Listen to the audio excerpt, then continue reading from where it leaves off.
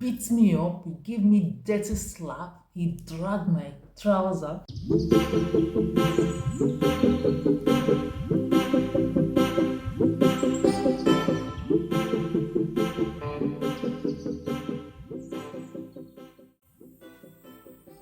Hello guys, hello. How you doing? How you doing? Hope you're having fun this festive period. Yes, this is a continuation of the big video I made about how I was nearly R-word. Yes, so if you see me for the first time, my name is Sila. Here is a safe place where we talk about everything mental health, how to help yourself cope with stress, cope with mental health problems, and improve your lives to start enjoying your lives. Okay, so if this is the first time you're seeing this video, I've made a video about this topic, so this is the continuation. I'll link the video up and go and watch the first one and then continue with this one, because I'll talk about the lessons I learned from this based on the other one and this one too. Okay, so you need to watch the first video to understand the lessons I'll speak about later in this video. Okay, thank you for coming here. I'm happy to see you. Hope you're happy to see my face.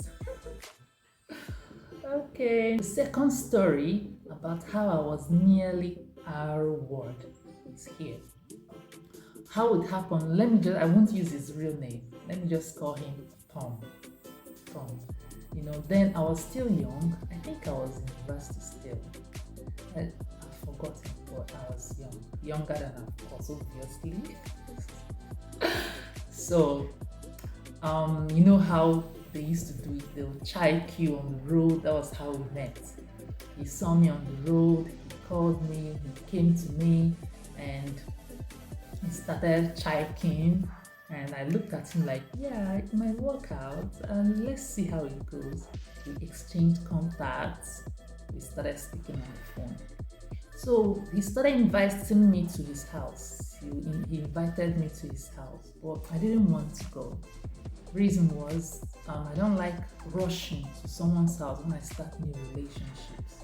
I like meeting out, at least building some trust before I will now say, okay, let me go to your house. At least you get to know me, I get to know you, and we'll have topics to talk about when I come to your house and not start, Okay, so that very after meeting him, he was inviting me to his house. I said, no, let's meet out first. We fixed the date. But it happened that before the date, his father died, unfortunately. I now had to go to his house for condolence. His family members visited, his sisters and their children. So I knew there would be full house. I went for condolence too. When I came, his nieces and nephews were all over me, and I had fun with them. I spent time with them, and it was okay. The second time I visited, they were still there. So it was like not part of the family, but they are familiar with my presence. Then, after like 2 days from the last time I visited, he called me.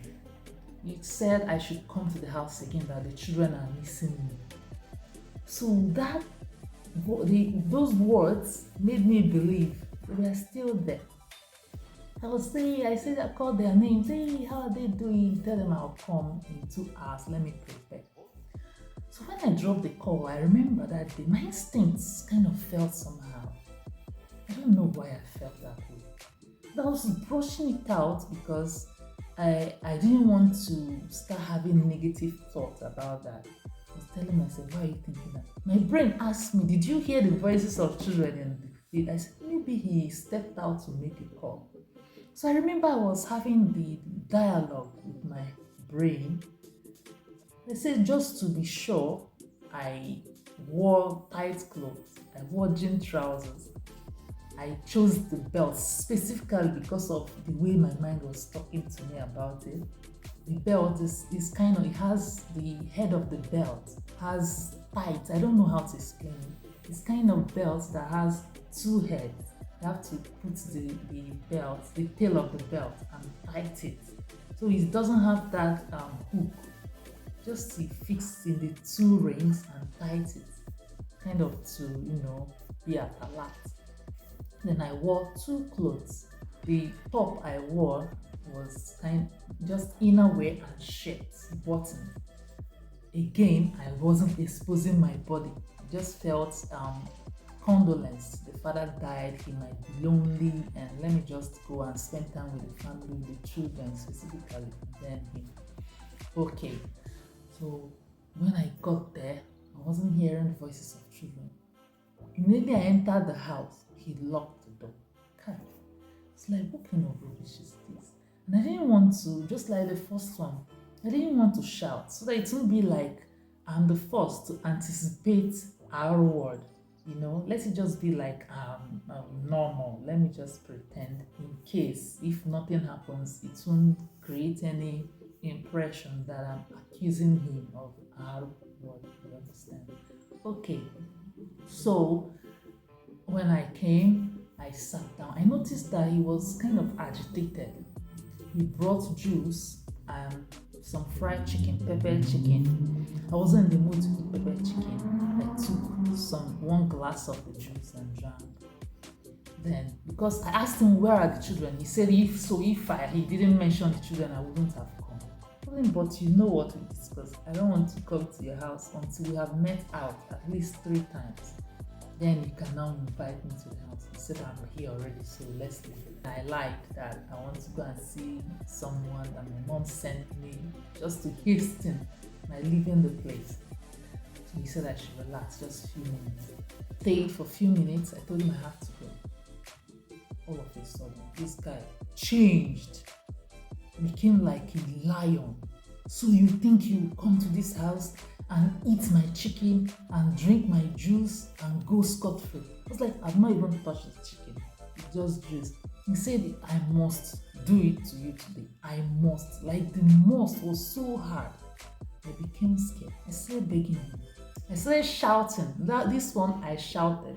Reason is the other one I couldn't shout because being a man of God, I couldn't shout. People will blame me, accuse me. Nobody will believe me in that one. But this one, I shouted, please.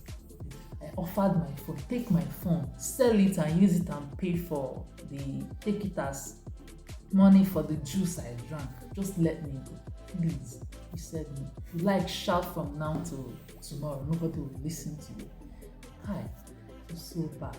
This time he beat me up, he gave me dirty slap, he dragged my trouser. But because of that belt, I told you, it was hard. The more you drag it, the tighter the belt will become. That's how the thing was. I was so glad I obeyed my instincts by wearing that belt, because I specifically searched for it in my bag to find it to wear because of that. So he beat me up, he tore my shirt, then the other inner wear I was wearing was protecting. He was drawing it, but because it was made with, I think, nylon, it was drawing. He would draw it, it would come back to how it was. He tore the shirt, the buttons were off. It was really bad though. So I was crying, begging him. So all of a sudden, he became calm. But when I was crying, I was praying too, because I was so helpless. Like, what will I even say? He was forcing me, open it by yourself, open it, drawing it. So after a while, he calmed down, he became calm. Then he told me, do you know what saved you now? Because my father is still in the mortuary. That's what saved you. Oh, yeah, carry your bag, get out from this house. I ran. So, I ran home. I didn't even wait for bus. Okay, I walked home so that I'll have sober reflection on what happened. Okay, so when I got home, I couldn't tell anyone. The reason, because when you tell someone, they will not believe you. They will ask you, but you took yourself to the place. Nobody will believe the story you tell them that made you go there. but you took yourself to place. Nobody will believe you. That was what happened. And that's the two occasions where I was nearly harrowed. So, and the lesson I learned from that was listen to your instinct. When you start having dialogue with your instinct, know that something is happening or something is about to happen. Because most times our brain will be observing things that we don't know about. So let's say subtle movement or certain words, your brain will register them and categorize it as per human and human. So when you are about to meet with someone that maybe you don't know the reason why you're feeling that, but your brain have registered some information about the person based on how you met, what the person has said, and your brain is not at rest with you being in a closed corner with the person. It will start telling you, giving you some information. Listen. Sometimes we try to give counter arguments or counter words to calm ourselves down. But once that instinct is there, act on it or be prepared. That's the lesson I learned. Obey your instinct. Listen to your instinct. It can still be right. The second lesson I learned from this whole ordeal is speak to someone. Don't let it just weigh you down. You having negative thought about yourself, negative impression about yourself, saying something bad about yourself. What if they don't believe me? What if they blame me? What if they tell me, make fun of me? What if they tell me you deserve it for going to a man's house? Talk to someone you trust that cares about you. At least you telling it out will help calm you down and give you another perspective that is not negative. Somebody that will believe you. You understand? It will help you remove the burden of you bearing that experience alone and calm you down. Okay? The next lesson I learned is learn from your mistakes. Learn from your mistakes. Like if you are the type that is too trusting, it's good to trust people, but have some reserve on the trust. Because so that if something happens, it will not dash your hope entirely concerning trusting people again. Human beings are human beings, men are men, women are women. Don't trust people totally. Have some reserve so that you'll be able to recover if something happens. Learn from your mistakes and apply whatever you've learned in your next relationship with people. Yeah, I know I'm not the only one, because this is like so many people who have experiences even concerning this particular our thing. But what can we do? Just have to try hard to protect yourself so that you'll be safe in every situation. Okay? Yeah, that's my 2 stories. Hope you learned 1 or 2 things from me. If you've watched up to this point, hello. Yeah, hope to see you in my next video. Bye-bye.